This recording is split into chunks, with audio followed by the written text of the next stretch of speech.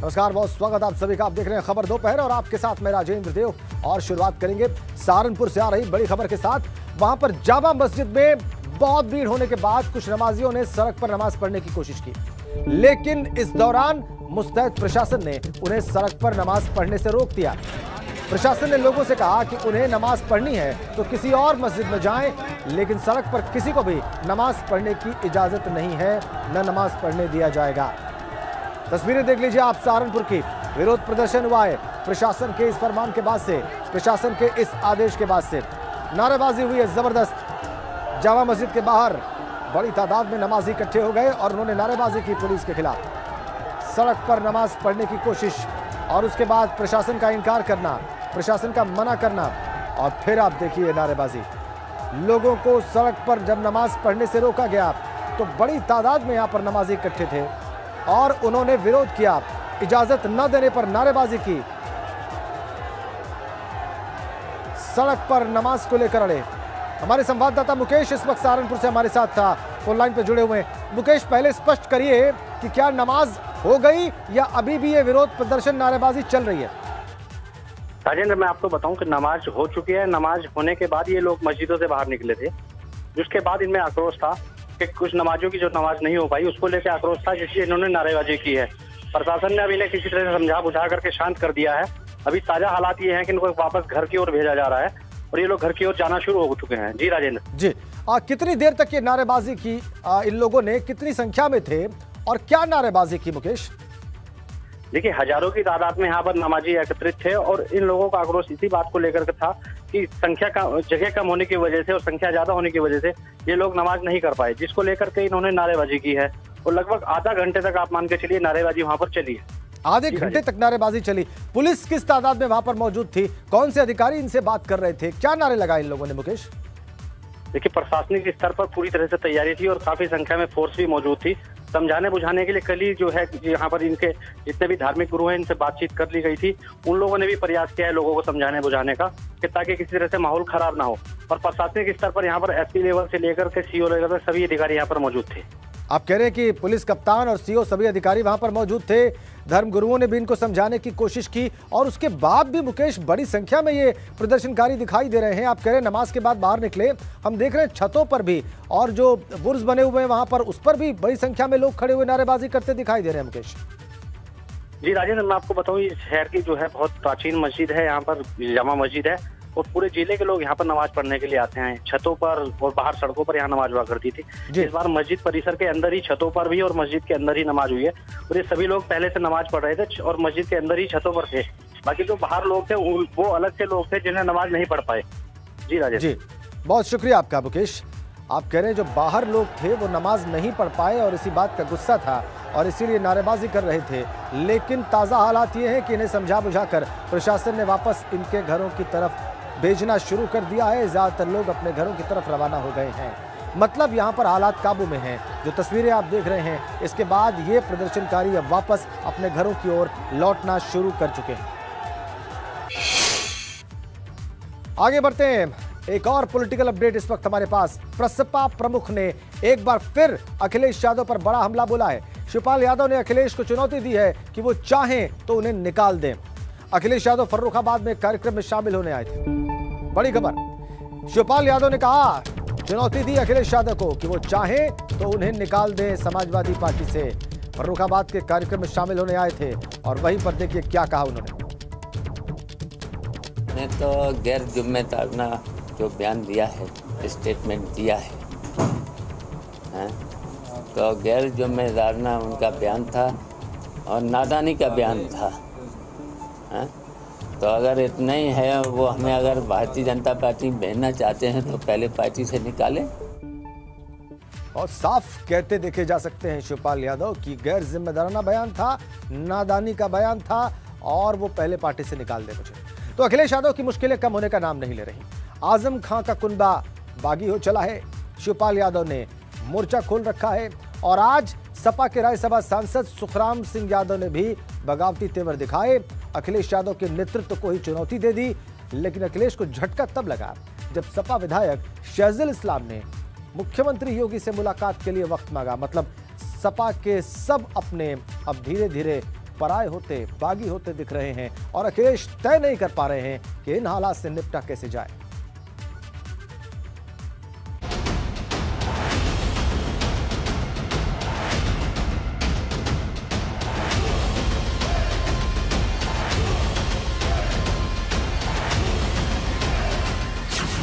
लाल कुनबे में बगावत का ब्रह्मास्त्र।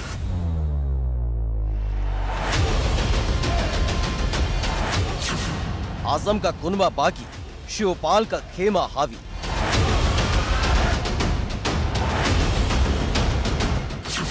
बगावत के चक्रव्यूह में फंसे अखिलेश।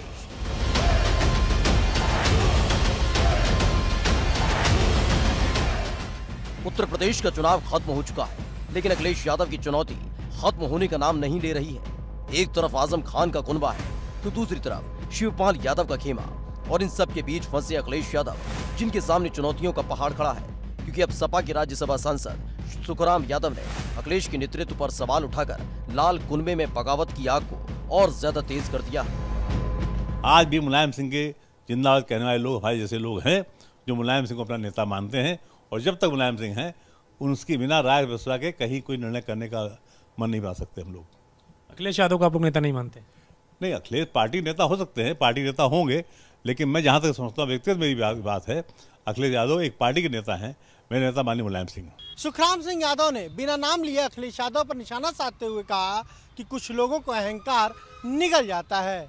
वहीं शिवपाल यादव पर अखिलेश यादव ने जो टिप्पणी की, उस पर सुखराम सिंह यादव का साफ तौर पर कहना है कि शिवपाल यादव ने समाजवादी पार्टी के लिए सड़क पर संघर्ष किया और उनके लिए ऐसी भाषा का इस्तेमाल नहीं करना चाहिए। सुखराम यादव का ये बयान ऐसे समय में आया है जब अखिलेश के खिलाफ बगावत करने वालों की लिस्ट लंबी होती जा रही है। हालांकि शिवपाल यादव की तरह सुखराम यादव के भी भाजपा में जाने की चर्चा जोरों पर है।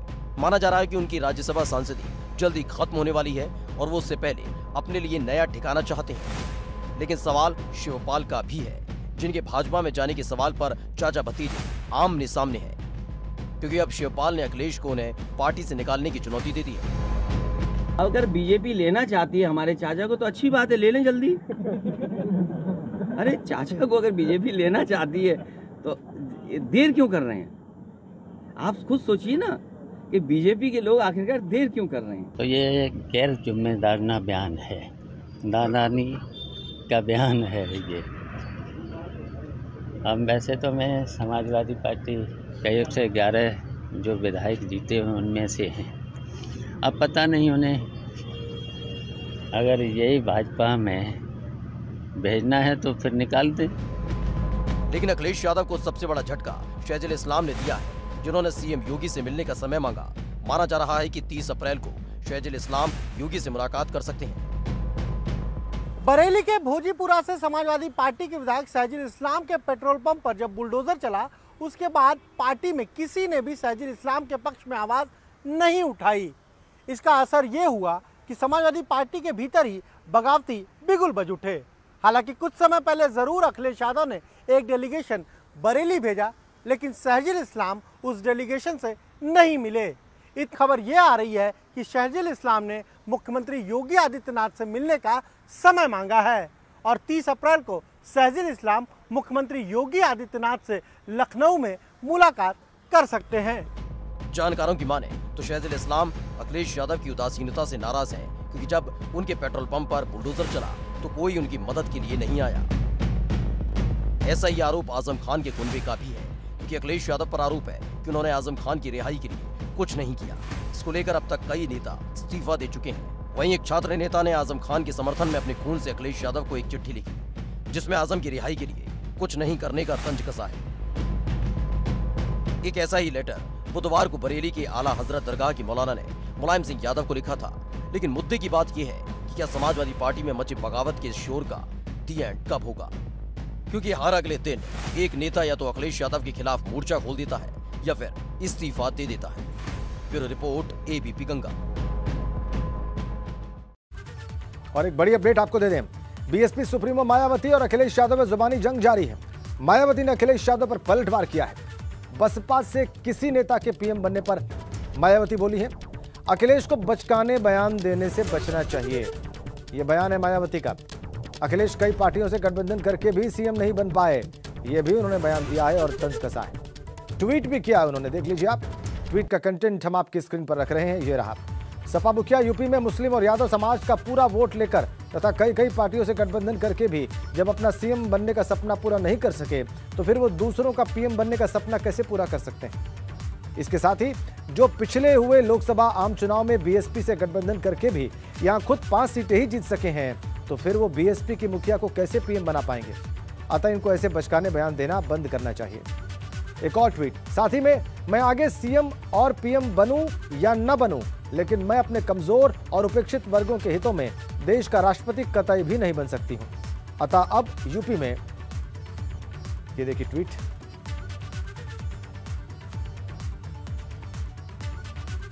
देश का राष्ट्रपति कतई भी नहीं बन सकती हूं, ये ट्वीट किया। अतः अब यूपी में सपा का सीएम बनने का सपना कभी भी पूरा नहीं हो सकता है। ये ट्वीट अटैक मायावती का, ट्वीट का पूरा कंटेंट, पूरा ट्वीट हमने आपकी स्क्रीन पर रख दिया है। तो आक्रमण किया इस ट्वीट के जरिए। कल प्रेस कॉन्फ्रेंस में उन्होंने आक्रमण किया था समाजवादी पार्टी पर, अब ट्वीट करके उन्होंने हमला बोला है और इस तरीके से हमले उनके जारी। और आइए अब आपको दिखाते हैं कि अखिलेश यादव ने आखिर मायावती को लेकर कहा क्या था। जो उन्हें सम्मान, हक मिलना चाहिए था, शायद भारतीय जनता पार्टी उस हक और सम्मान को छीन रही है। ये भी बहुजन समाज पार्टी को याद रखना चाहिए। खुशी है इस बात की, और मैं तो चाहता भी था, पिछली बार समझौता भी इसी बात के लिए था, और ये समझौता बना रहता, गठबंधन बना रहता, तो शायद आने वाले समय में इस देश के बहुजन समाज के लोग और बहुजन समाजवादी पार्टी से जुड़े लोग और बाबा साहब भीमराव अंबेडकर जी के सिद्धांत पर चलने वाले लोग देखते कि देश का प्रधानमंत्री कौन बनता। जो बसपा सांसद मलूक नागर ने अखिलेश और मायावती के बयान पर ज्यादा बोलने से इनकार कर दिया। उन्होंने कहा कि मायावती और अखिलेश ने अपने बयान दे दिए हैं, इस पर ज्यादा बोलना ठीक नहीं है।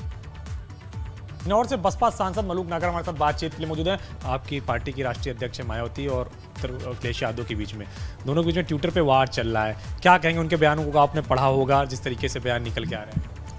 देखिए, मैं तो सिर्फ एक ही कहूँगा कि दोनों बड़े नेता हैं और दोनों को जिस तरीके से उन्होंने अपने बयान दिए हैं, फिर मेरी आगे कोई हैसियत नहीं बच पाती कि मैं दोनों के बयान आने के बाद कुछ बोलूं। मायावती ने कहा मैं उत्तर प्रदेश की मुख्यमंत्री बनना चाहती हूँ, देश की प्रधानमंत्री बनना चाहती हूँ। बसपा क्या लगेगी इस पे बनाने के लिए? देखिए, राजनीति में हमेशा संभावनाओं का खेल है और संभावना कहाँ कैसे हो सकती हैं इसके बारे में कुछ भी सोचा जा सकता है, पर मेरे वरिष्ठ नेता हैं तो उनका बयान के बाद मैं इस स्थिति में नहीं हूँ कि अपनी कोई टिप्पणी कर सकूँ। शुक्रिया हमसे बातचीत करने के लिए। बसपा के सांसद मलूक नागर, जिनका कहना है कि मायावती और अखिलेश के बयान के बाद उनकी हैसियत नहीं बचती कि वो कोई टिप्पणी करे। राजनीतिक संभावना है और संभावना का ही सारा खेल है। कृष्ण विपिन के साथ अविनाश तिवारी, एबीपी गंगा, दिल्ली। बसपा सांसद की बात आपने देख ली। भाजपा सांसद संगमलाल गुप्ता ने बसपा और सपा पर बड़ा हमला बोला है। उन्होंने आरोप लगाया है कि अखिलेश और मायावती चुनाव हारने के बाद बौखला गए हैं। तो बातचीत के लिए मौजूद हैं प्रतापगढ़ से सांसद संगमलाल गुप्ता जी। सर, अगर बात करें तो अखिलेश यादव और मायावती के बीच में लड़ाई चल रही है। अखिलेश यादव मायावती को राष्ट्रपति बनाना चाहते हैं, मायावती कहती मैं प्रधानमंत्री बनना चाहती हूँ, और कह रहे हैं कि अखिलेश जब लोकसभा चुनाव नहीं जीत पाए तो हमको क्या प्रधानमंत्री बनवा पाएंगे। हम देखिए, ये बुआ बबुआ और बुआ बबुआ को प्रदेश की जनता ने समर्थन नहीं दिया। उसका खीज, जिसे खिसियानी बिल्ली खंभा नोचे, तो वही हाल है बुआ बबुआ का। ये अपना चुनाव में इनको समर्थन नहीं मिला, जनता ने इनको नकार दिया, इनको लूटने खसोटने का मौका नहीं दिया। भारतीय जनता पार्टी के ऊपर विश्वास किया और इस तरीके से वो लोग जो बयानबाजी कर रहे हैं, ये अपना मानसिक संतुलन खो बैठे हैं।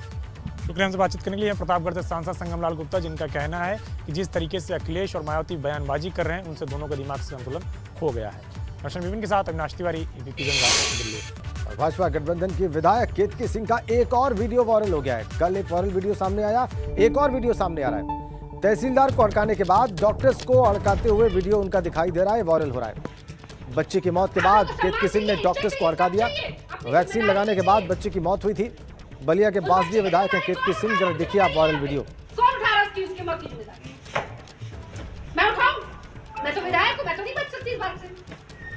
मेरी विधानसभा की एक बच्ची की जान मूल सुविधा की वजह से चली गई, मैं नहीं बच सकती इससे। तुम बच सकते हो? बच सकते हो इस बात से? आपके भरोसे ये पूरे क्षेत्र की जनता को आप लोगों के भरोसे छोड़ती यहाँ पे सरकार ने।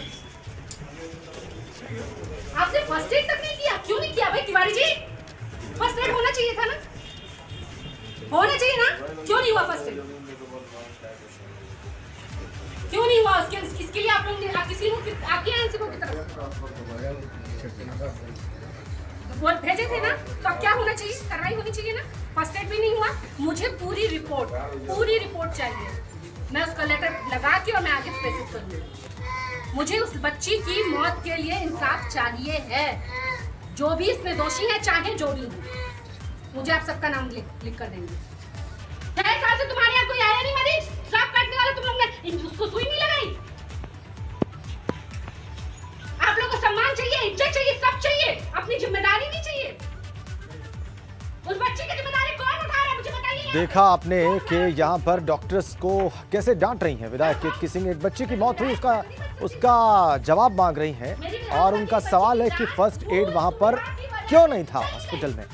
बाद में आप उनको कहते हुए देख सकते हैं कि उन्हें नाम चाहिए, उन्हें जिम्मेदारी तय करनी है। और कल उन्होंने तहसीलदार को जैसे जो कुछ कहा था वो भी आपने देखा। तो 2 दिन में 2 वायरल वीडियो। एक ही विधायक के नाम केतकी सिंह बलिया के बांसडीह से विधायक हैं और इन चुनाव में 2022 के चुनाव में उन्होंने पिछले नेता प्रतिपक्ष को मात दी है राम गोविंद चौधरी को।